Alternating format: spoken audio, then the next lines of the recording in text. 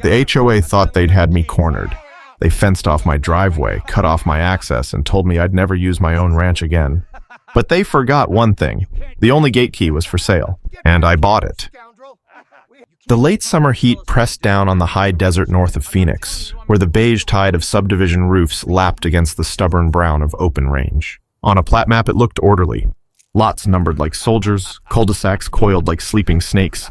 But the line where it met the old Caldwell place was jagged, like a quarrel that never got settled. Ethan Caldwell parked his battered F-250 at the edge of a gravel track that used to be nothing more than 2 ruts and a promise. 70 acres of pasture, a windmill that creaked, a low barn whose tin roof flashed like a fish's back at noon. This was what his father left him. He killed the engine and listened to the heat ticking in the metal, the faint cluck of grasshoppers, and somewhere beyond the mesquite, a cow complaining about flies. He'd been in town since dawn for hydraulic fluid and post staples. Between the feed store and the courthouse, he'd kept his head down, exchanged nods with men who knew the price of a bale the way other people knew the price of gas. He'd even waved to a pair of joggers who pretended not to see him, earbuds sealing them against the world. It was Friday. He had fencing to mend before tomorrow's wind picked another fight. He dropped the truck in drive and rolled toward the subdivision's stone monument sign, Sierra Vista Estates, letters so proud you'd think they'd won a war. At the narrow slit between 2 lots, where the gravel track cut to his ranch, he eased to a stop so abruptly the coffee in his cup leapt the rim. A fence spanned his road, new chain link taut as a drum, a metal gate in the middle, gleaming like the grin of a man who thinks he's clever. 2 contractors in fluorescent vests were shooting the last tie with a powder-actuated nailer. The nailer cracked, pop, like a .22. A woman in a polo shirt and visor stood with a clipboard, nodding like a bird. Ethan climbed out, the sun pressing down on his hat brim. "This is my driveway," he said, voice calm, "because this country taught you to save your breath." The woman barely turned. "Good morning. I'm Janine with the Sierra Vista HOA. You're Mr. Caldwell, correct?" She said it like a charge. "I am. What is this?" Per Board Resolution 2214, we are securing community property and limiting non-member traffic to ensure safety and aesthetics. She smiled the way someone smiles when they've practiced in a mirror. This unimproved access path has been a source of dust and noise. "It's been a road since before your stucco dried," Ethan said. He put a hand on the galvanized mesh. It was hot. Janine's smile thinned. "There is no recorded easement from the subdivision to your parcel. Your entry point is over private common area. If you'd like to submit an access request, the Architectural Committee meets the first Tuesday of each month." "The calves don't eat on the first Tuesday," Ethan said. "They eat today." A man with the nailer looked at Ethan's hands as if measuring what they might do. Ethan stepped back, because he had learned that trouble liked a crowd. He took his phone out like a man of the century and photographed the sign zip-tied to the gate. "No trespassing. HOA access only. Contact management," he called. He got the management office, hold music that sounded like a waiting room. He got a property manager who said words like policy and liability. He called the county and got a clerk who said words like historic right-of-way and title search. He called a lawyer who quoted a retainer big enough to feed his herd through. Winter. By the time the contractors packed their tools and Janine walked away with her clipboard, the gate's lock hung there heavy as a verdict. Ethan stood with both hands on his hips, doing a slow count from 1 to 100. Somewhere behind him, the sun threw a hammer against the back of his neck. He climbed back into the truck, drove half a mile to a gravel turnout, and parked. He slung the hydraulic fluid over one shoulder and the staples over the other and started walking. He passed a boy on a scooter who stared at his boots like they were fossils. He passed a woman misting rose bushes, and the mist caught the light like something holy. He kept walking. Ranchers understand distances. They know what it means to carry a thing a long way with no shade and no guarantee you're welcome where you're headed. At the fence line, he set the fluid and staples down and leaned his forehead against the cool of the barn door in the strip of shade. He tasted dust. He heard the windmill count each turn. He told himself things he did not believe, that this would sort itself out, that a misunderstanding could be cleared by talking, that there was a justice that didn't require you to bleed for it. At dusk, he sat on this porch with his father's Winchester across his knees for the comfort, not the threat. The wind came up and the mesquite chattered. Coyotes cracked jokes down in the wash. He thought of his father's hands driving corner posts into caliche and his mother making chili that could cow a bull. He thought of the years when no one cared where his road ran because there was nothing out here but horizon. His phone buzzed with a number he didn't know. A voicemail bloomed. Mr. Caldwell, this is Brandon Whitcomb, counsel to Sierra Vista Estates. We've been informed of your complaints. There is a process. You will need to cease unauthorized entry effective immediately. Any attempt to bypass the gate will be considered trespass. We will be seeking injunctive relief if necessary. The tone said lawyer because the words didn't need to. He replayed it twice, then deleted it because he wouldn't carry that voice around. He watched a plane draw a white line across the darkening sky and thought about lines and who drew them and what they were worth. He slept little and badly, the way men sleep who know their morning will involve carrying something heavy farther than they should have to. Over the next week, he parked the truck at the gravel turnout and packed his life past the HOA's handsome mailboxes. He passed the gate each time and ran his hand over the mesh. He saw kids on bikes, a man walking a doodle that looked like a mop, and he nodded to each. He did not speak to Janine. He read the HOA's notice taped to his windshield one afternoon. Community reminder, trespassing is a crime. And folded it twice and slid it into his pocket where it sat like a splinter. On Thursday, at the cafe on Main, he nursed a black coffee while the ceiling fan chopped the air into survivable pieces. 2 real estate agents were leaning on the counter, talking as if no one else had ears. 3 acres, one said, tapping the classifieds. Nothing but a sliver between Sierra Vista and the ranch. Bank owned since '09. Title is clean except for a maintenance lien. The strip with the old right-of-way? The other asked. Yep. The only legal gate to that back road. Bank's practically paying someone to take it. They don't even cut the weeds. Ethan sat very still. The fan made the napkins tremble. The bell over the door chimed as someone left. He put down a 10 for a $3 coffee and said, "You fellas mind if I look at that listing?" They did not mind. He memorized the bank officer's name. Back in the parking lot, he leaned against his truck and called. A woman answered with the exhaustion of someone who has 12 files too many. Yes, the strip. APN ending in 441. Yes, it's still available. Can I see it? What you see is weeds and a chain-link gate with a rusted lock. What about the right-of-way? You'll need a title company to confirm, Mr. Caldwell. Ethan, you'll need to move fast if you care about it. I do, he said, and meant it like a vow. By sunset, he was in a title office lit blue by monitors. A woman named Dove, with reading glasses on a chain, moved through deeds like a pianist through a Chopin prelude. She found a document so old it looked like it might crumble. Here, she said, tapping the screen. Recorded in '61. Grant of right-of-way from the original ranch to any successor in interest of the access parcel, which is this 3-acre sliver, across community lands predating the subdivision. It survived the replat. Most people don't know to look. Does it give the right to gate? It gives the right to control access for maintenance and safety, subject to not unreasonably restricting the ranch owner's ingress and egress. She looked up. Lawyers can argue about almost anything, but this is stronger than a handshake and older than their bylaws. How much? Ethan asked the bank the next morning, and the number made him wince. He had savings, but not that much. He had iron he could sell and a tractor he could live without if it came to it. He had a line of credit he hated to use. He went home, sat at the kitchen table his mother had shellacked, and took a pen from a mug that said, "World's okayest rancher." He wrote numbers until they fell into an order that did not leave him broke or broken. He put down earnest money that felt like a finger off his hand. Friday, he signed an offer. Monday, the bank accepted because banks love the word cash even when it is a fiction made of debt. Wednesday, he signed more papers than a man should see in a week. Friday, he walked out of the title office with a folder whose weight felt like the weight of weather. He drove straight to the fence. The HOA president, a compact man with a golf tan named Brent, saw him from the sidewalk. "Private property," Brent said hoarsely, jogging over. "This is HOA access." Ethan held up the folder and the new brass padlock he'd bought at the hardware store because a man should bring his own key to his own fight. "Not anymore," he said.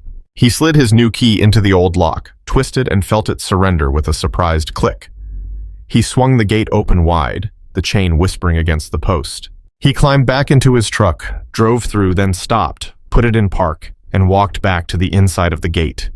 Brent stood there as if a stagehand had forgotten to pull him off. "This is illegal," he said, looking around for Janine, for anyone. "Talk to your title company," Ethan said.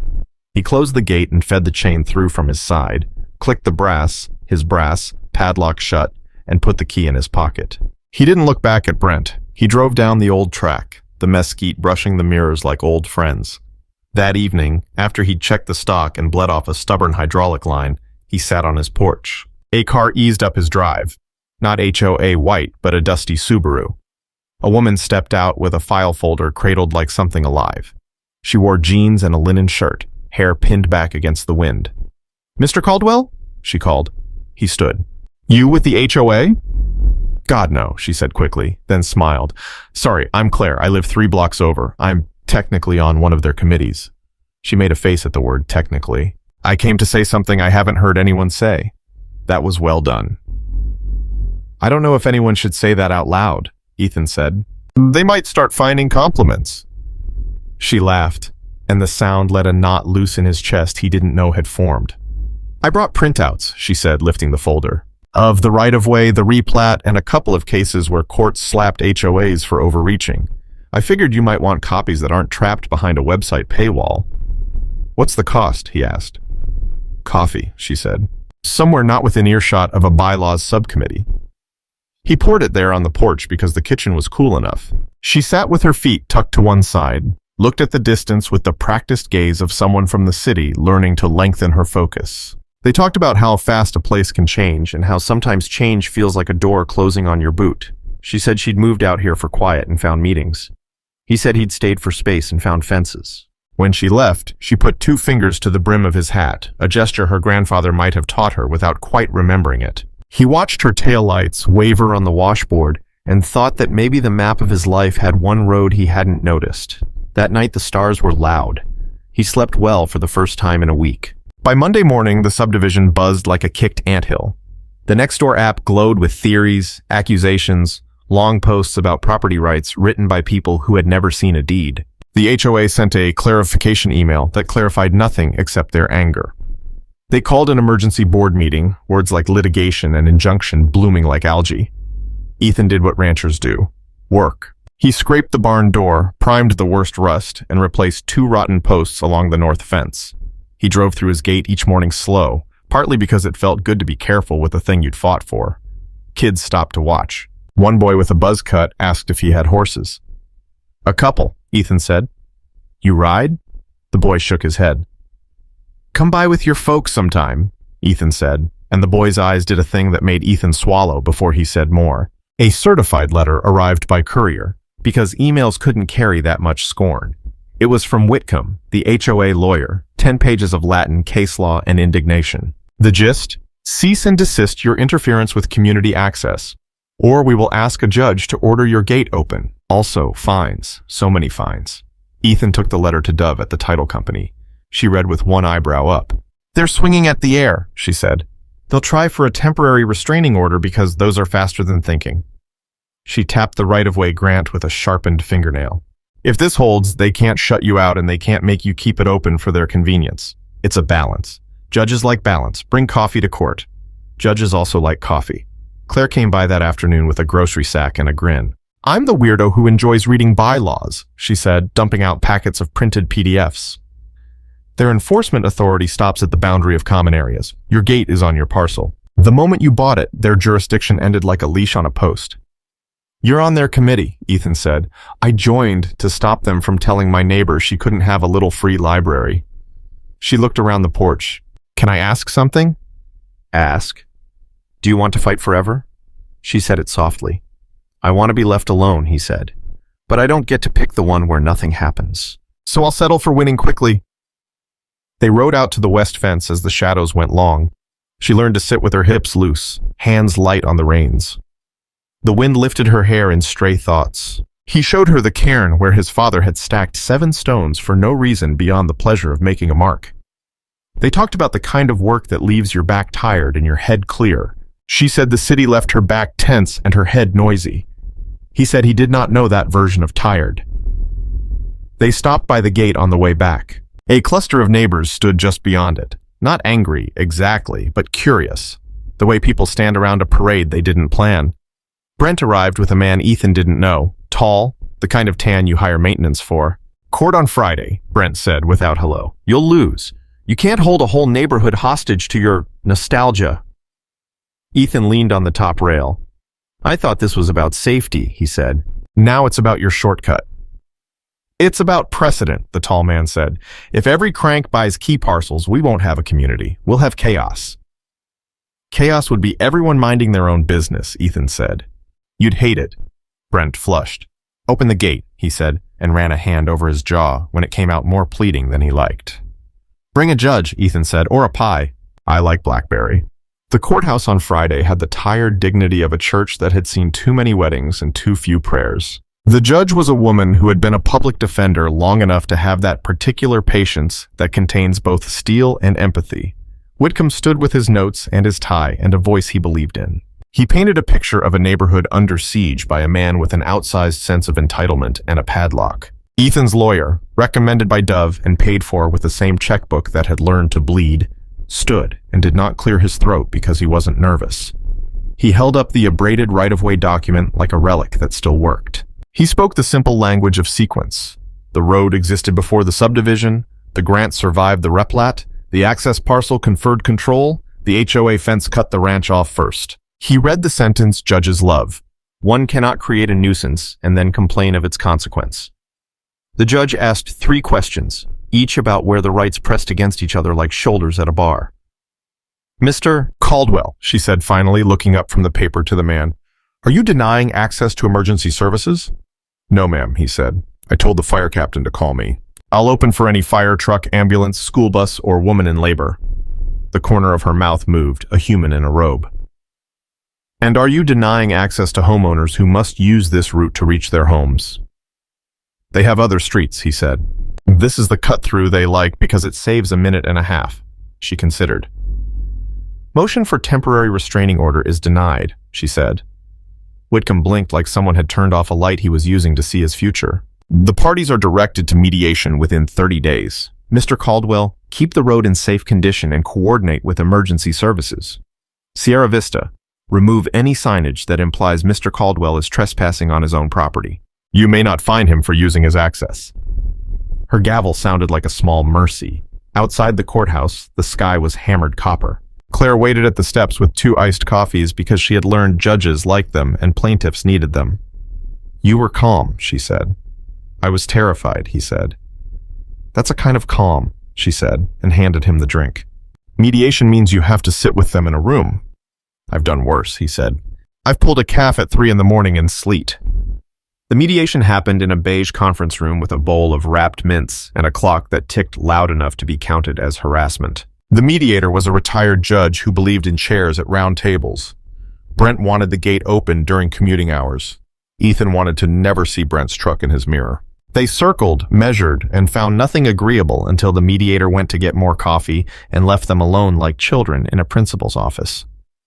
Claire, present as a committee liaison, said, "What if we separate principle from convenience? The principle is he can't be shut out. The convenience is you want a shortcut. What would you give up for convenience?" Brent stared at the mints. "What do you want, Caldwell?"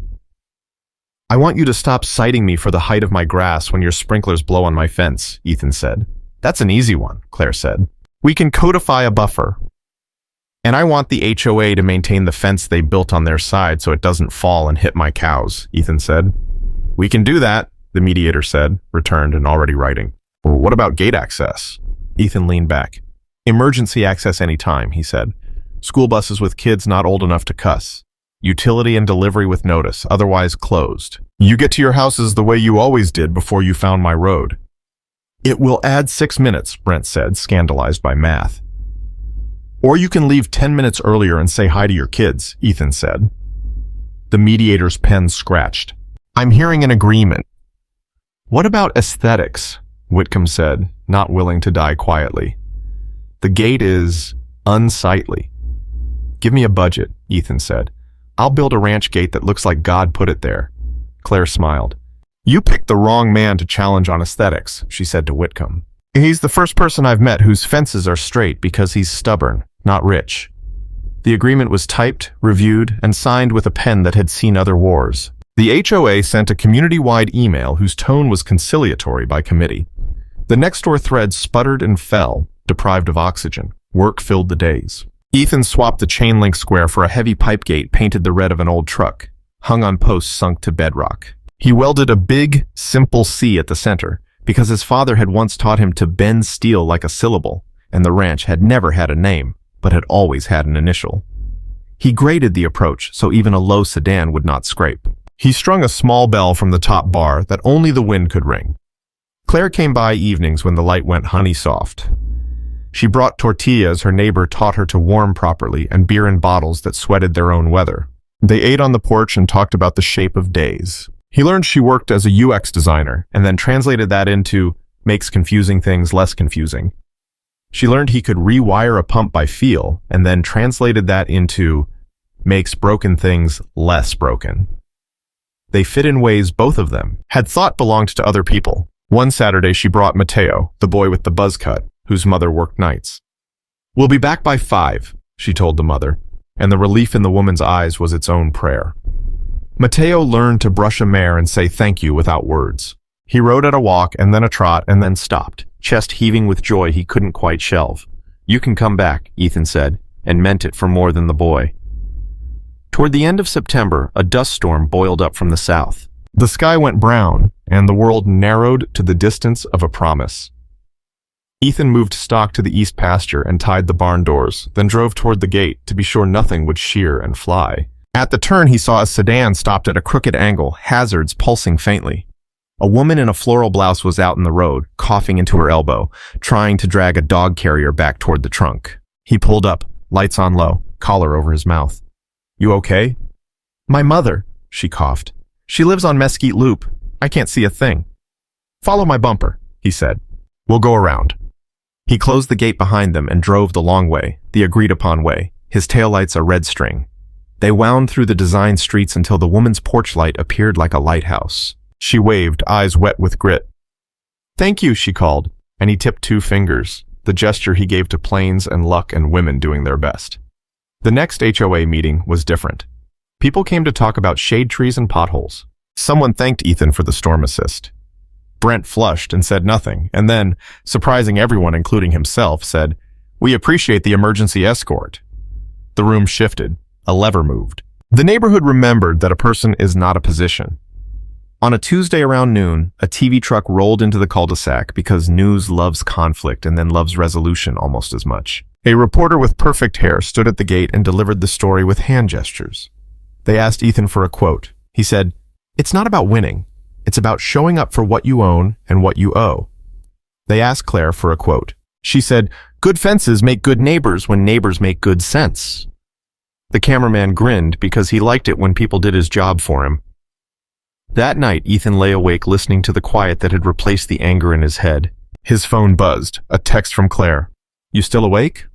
He smiled in the dark and typed back, counting stars instead of sheep. She sent a photo of the sky above her backyard, 3 bright points and a plane cutting across them. He sent one of the windmill against the Milky Way.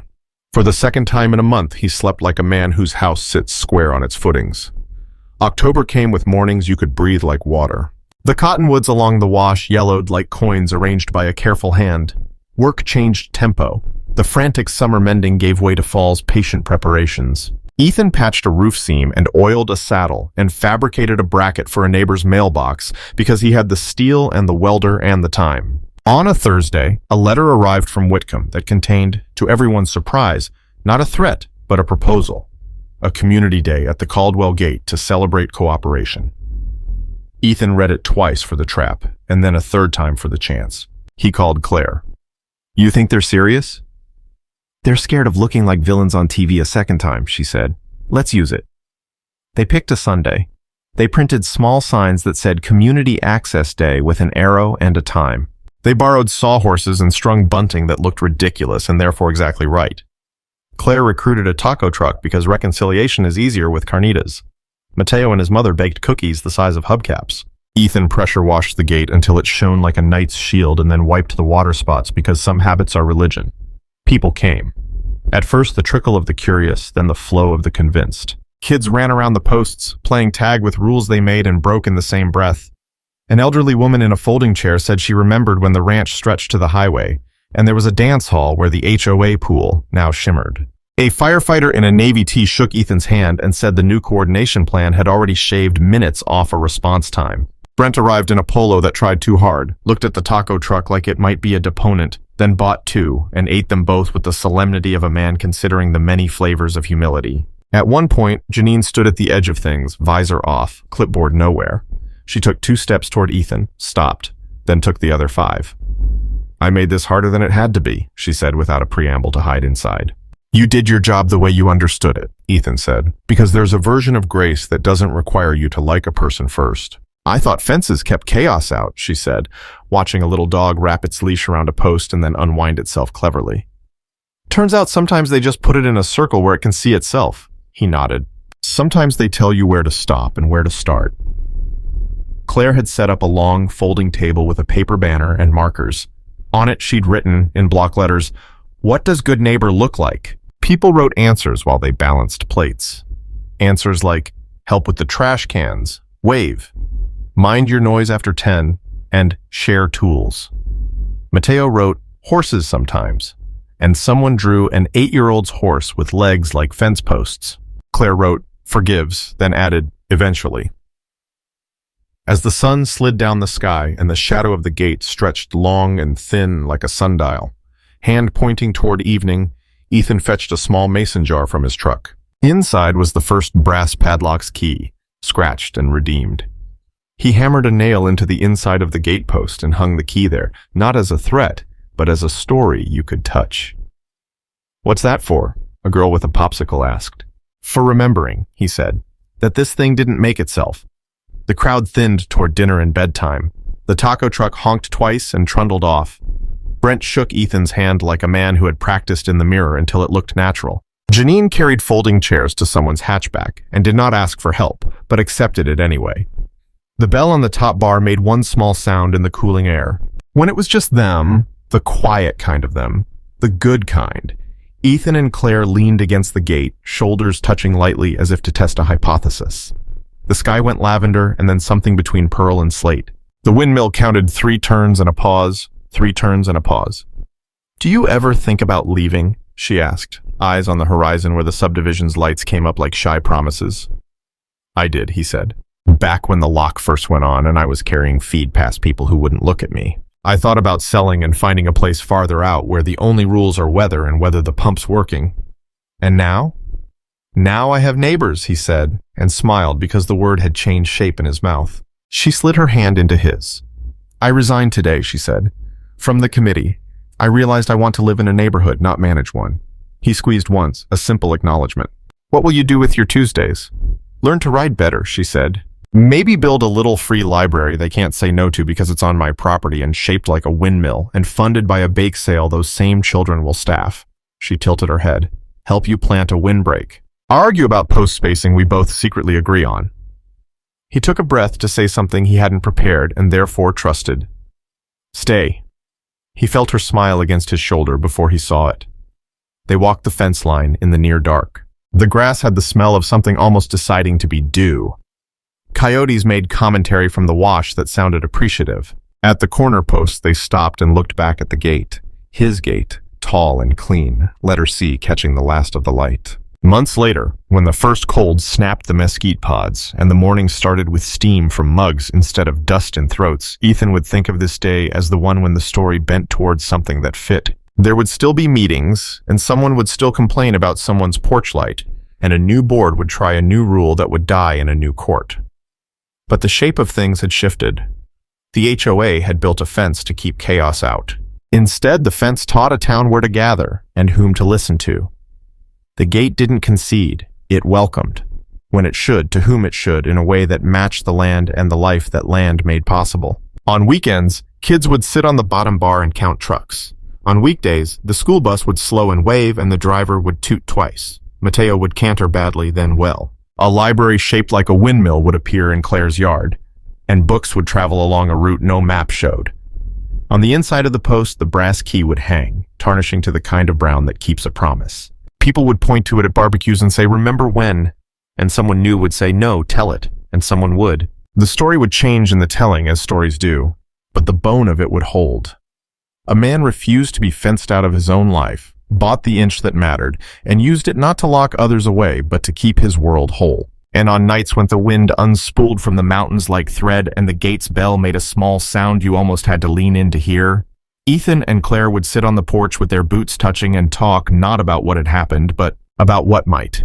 The timing of calves, the color to paint the barn, the long drive they owed themselves to a place with water so green it hurt and a sky that did not know where to stop. Because the fight had taught them something the quiet never could have.